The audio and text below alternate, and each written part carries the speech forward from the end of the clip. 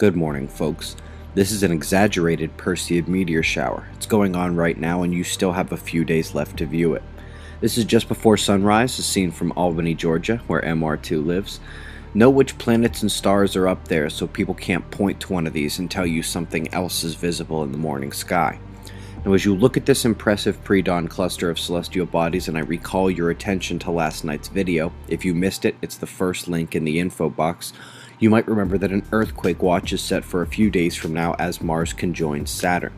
Now, while that happens, the moon will be cutting through this morning bunch and coming in for a new moon at the end of the watch, but we'll have to come back to this.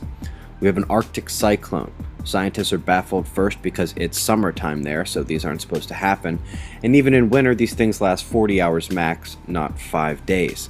But unless your name is Santa Claus, your more practical weather outlook should focus at lower latitudes, and next week will be interesting in the Atlantic.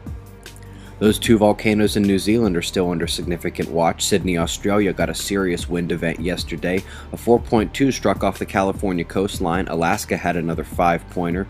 The Atlantic was rocking from way down south up to the equator, and an official eruption warning has been issued for the Satara volcano. This morning began with an odd tremor off Mozambique. The Dominican Republic saw a 4.1.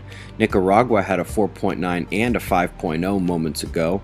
Watch that region. And we had a moderate tremor more north than normal.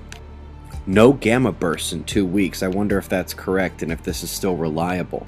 Cosmic ray charts are quiet. The magnetometers and rheometer are calm as a cucumber on sedatives.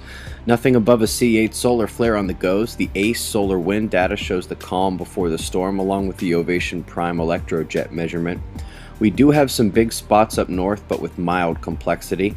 The ones down south are smaller, but perhaps a bigger flare threat. Then again, if you saw last night's video, you know the flares probably won't pick up seriously for a few more days.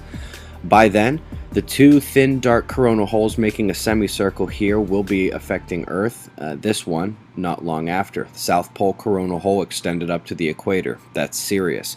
If you don't know why, or you're confused by a few of the things you're seeing in this video, finish up by watching some of the heliocentric alignments I didn't show in yesterday's watch video, and then click the first link in the info box so you can know what everyone's talking about.